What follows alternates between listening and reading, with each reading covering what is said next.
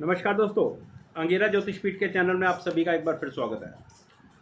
दोस्तों, United state of America में president के इलेक्शन ड्यू हैं। 5 नवंबर 2024 को वहाँ पर इलेक्शन होगा, डेट ऑफ पोलिंग है।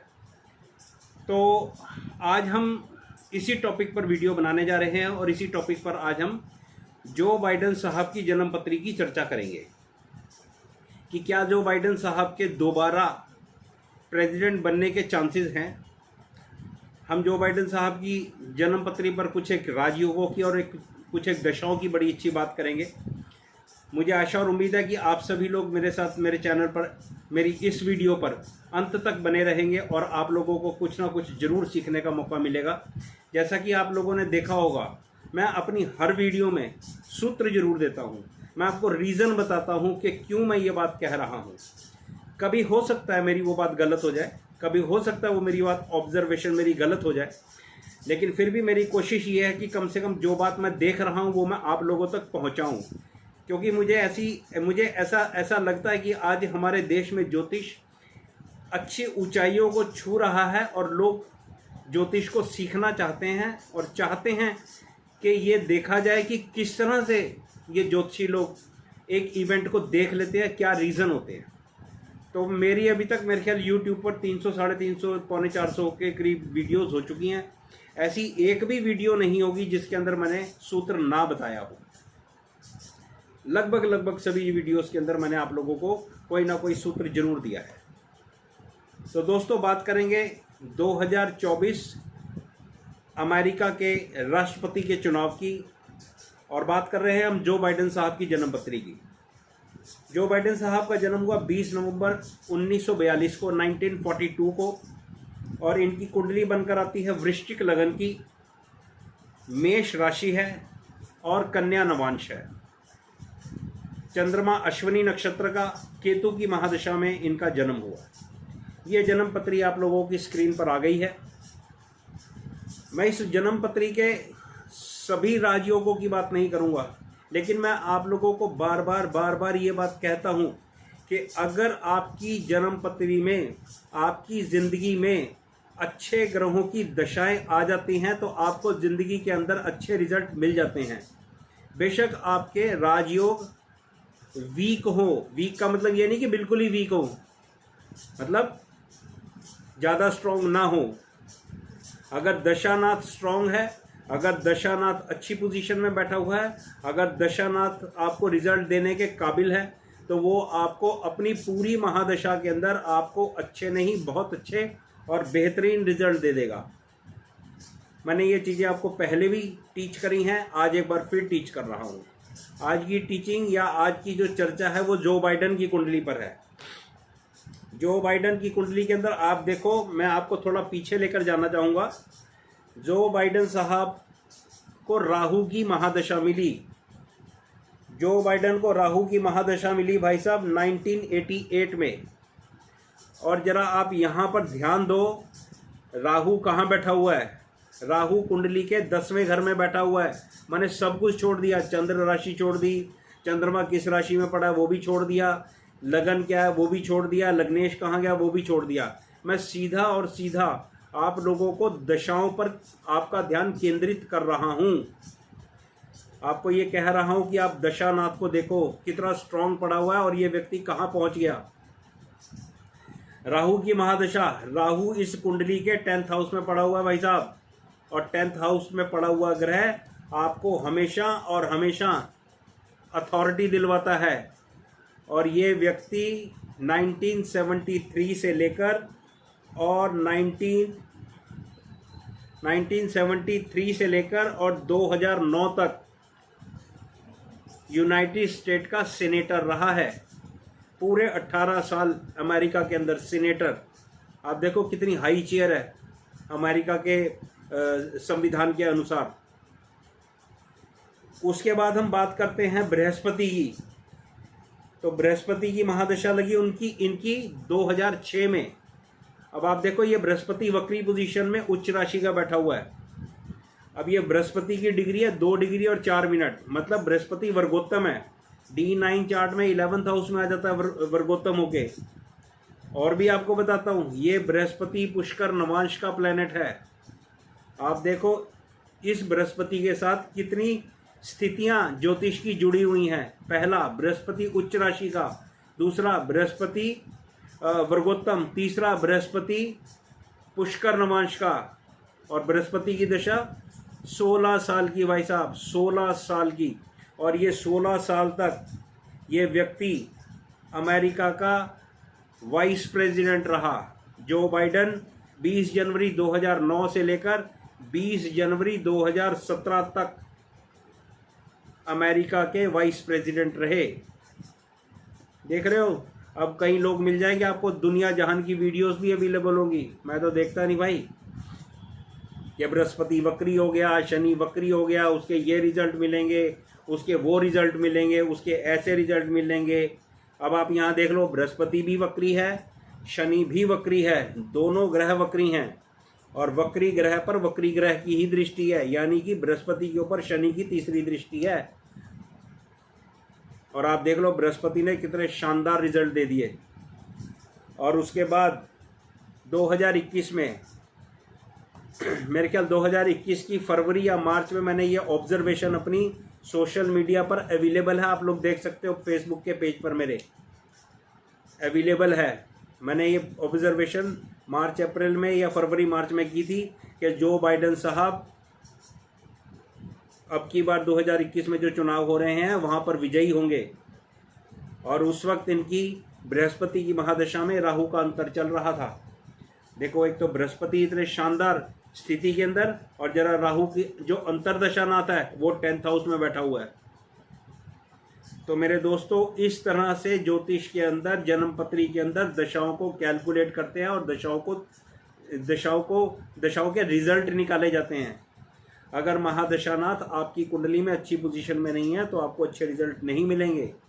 और ये दशा अगर कहीं आपकी बदकिस्मती से लंबी है, 18 साल की है, शनि की है 19 साल की है, बुध है 17 साल की है, बृहस्पति है 16 साल की है, तो भाई ये दशाएं, अगर ये महादशानाथ खराब स्थिति में होते हैं तो फिर लंबे लंबे दुख झेलने पड़ते हैं। और आप लोग फिर परेशान होते हो। फिर एक ज्योतिषी, फिर दूसरा ज्योतिषी, फिर तीसरा ज्योतिषी, फिर नंबरोलॉजिस्ट, फिर वो आपके वास्तुशास्त्री आ जाते हैं, फिर आपके XYZ और बड़े लोग आ जाते हैं। फिर वो आप लोगों के नेम चेंज करा देते हैं। कोई आई लगवा देगा, कोई ई लगवा देगा, कोई ए लगवा देगा, कोई आपके सरनेम को पहले करवा देगा, कोई नाम आपका मान लो XYZ है तो वहाँ से Y निकाल के X के आगे लगवा देगा। बस फिर यही करते रहना भाई साहब। लेकिन ज़िंदगी जहाँ खड़ी थी वहीं की वहीं खड़ी होगी, क्योंकि आपका महादशानाथ आपको सपोर्ट नहीं कर रहा है। जो बाइडन साहब की जन्म पत्री पर मैंने आपको दिखा दिया और आपको सिखा दिया कि क्यों जो बाइडन को पूरा राहु 18 साल शानदार रिजल्ट देता रहा और क्यों बृहस्पति ने 16 साल के अंदर बेहतरीन रिजल्ट दिए। और अब की बात करते हैं। अब इनको शनि की महादशा लग चुकी है। और मेरे दोस्त, शनि इस कुंडली में शुक्र की राशि में 7वें घर में बैठा हुआ है। तो शनि की महादशा लगे 2022 में लगी थी और आज देखो 2024 है और इस वक्त इनको शनि की महादशा, शनि का अंतर और भाई साहब मंगल का प्रत्यंतर चल रहा होगा जिस वक्त इलेक्शन होगा। यूएस में इलेक्शन, अमेरिका में इलेक्शन 5 नवंबर 2024 को ड्यू है। डेट ऑफ पोलिंग है ये गूगल के अनुसार। तो मंगल की स्थिति को देखो भाई साहब, मंगल इस कुंडली के 12वें घर में बैठ गया है। शनि मैंने आपको एक्सप्लेन किया, शनि 7th हाउस में बैठा हुआ है, अच्छी स्थिति है, शुक्र की राशि में है और शुक्र से ही दृष्ट है और 10th हाउस लॉर्ड भी इसको देख रहा है। ये अच्छी स्थिति है, बढ़िया है। लेकिन प्रत्यंतर दशानाथ जिसने आपको डिलीवरी करनी है उसकी स्थिति देखो, कुंडली में 12वें घर में चला गया है, वो लग्नेश के साथ चला गया है। लग्नेश है मंगल, इस कुंडली का लग्नेश है और 6th हाउस लॉर्ड भी और 12वें घर में चला गया और मरकरी के साथ बैठा है। मरकरी क्या है? 8th और 11th हाउस लॉर्ड है। तो 12th हाउस के अंदर लग्नेश के साथ 8वें घर का भी संबंध आ गया है। D9 में ये मंगल 3rd और 8th हाउस का लॉर्ड हो जाता है। और 7th हाउस में आ जाता है, ये स्थिति ठीक नहीं है। शनि का ट्रांजिट 4th हाउस में, बृहस्पति का ट्रांजिट 7th हाउस में, तो बृहस्पति और शनि का ट्रांजिट तो लगभग ठीक है, लेकिन दशाओं का कनेक्शन बाइडेन साहब की कुंडली में ज़्यादा अच्छा नहीं है, क्योंकि आपको रिजल्ट किसने देने हैं? आपको रिजल्ट ट्रांजिट ने नहीं देने, आपको रिजल्ट देने हैं दशा ने, और ट्रांजिट रिजल्ट देगा इन रिस्पेक्ट टू दशा, दशा से संबंधित आपको ट्रांजिट रिजल्ट देगा। तो यहाँ पर जो प्रत्यंतर दशानाथ है मंगल, उसकी स्थिति कुंडली में मुझे ज़्यादा अच्छी नहीं दिखती। तो मेरी ये ऑब्जर्वेशन है, मुझे ऐसा लगता है, ये एक संभावना है कि जो बाइडेन साहब 2024 के इलेक्शन में मुझे लगता है कि पद से च्युति पाने वाले हैं, पद से इनका छुटकारा हो सकता है, संभावना ये है कि अपना इलेक्शन हार सकते हैं। तो बाइडेन साहब के लिए ये कोई बहुत अच्छी खबर नहीं है। और मैं यहाँ पर आपको एक बात और बता देना चाहता हूँ, मैं बार बार आप लोगों को कहता हूँ, बार बार कहता हूँ कि जो कुछ आज आप लोग जिस ढंग से वोट दे रहे हो, ध्यान दो लो मेरी बात का, जिस ढंग से आप लोग वोट दे रहे हो, देश के अंदर जातिवाद का जो कीड़ा है बड़ी तेज़ी से, ये पेड़ बड़ी तेज़ी से बढ़ने लग रहा है। ध्यान से वोट करो। हिंदुस्तान के अंदर बैठे हुए लोगों से भी प्रार्थना कर रहा हूँ, बार बार कह रहा हूँ, आज आप जो कुछ जिस तरह से वोट कर रहे हो, इसके रिजल्ट आपको राहु की महादशा में आपके बच्चों को देखने को मिल जाएंगे। बार बार आगाह करता हूँ मैं आप लोगों को। और यहाँ अमेरिका को भी देख लो, ये भी मेरी ऑब्जर्वेशन मेरे सोशल मीडिया के पेज पर अवेलेबल है। 2018 या 17 में अमेरिका को राहु की महादशा लगी थी। मैंने उस वक्त अमेरिका के लिए कई सारी प्रेडिक्शंस करी थी, अपनी ऑब्जर्वेशंस दी थी। उनमें से एक ये थी कि अमेरिका अब अपना जो प्रभुत्व है, जो मतलब ग्रिप है वर्ल्ड के ऊपर, वो धीरे धीरे लूज करता जाएगा राहु की महादशा में। क्यों? राहु अमेरिका की कुंडली में 12वें घर में बैडली प्लेस्ड है। और आप जरा ध्यान दे लो, राहु 12वें घर में बैडली प्लेस्ड है। और 2017 के बाद अमेरिका के 2017 या 18 ऐसी है, मेरे को ध्यान नहीं है कब राहु की महादशा लगी थी अमेरिका को। तो आप तब से अमेरिका का डाउनफॉल देख रहे हो। हिंदुस्तान में उतना डाउनफॉल नहीं है जितना अमेरिका के अंदर है। और एक बात, वहाँ पर गलत राजनीति शुरू हो गई है।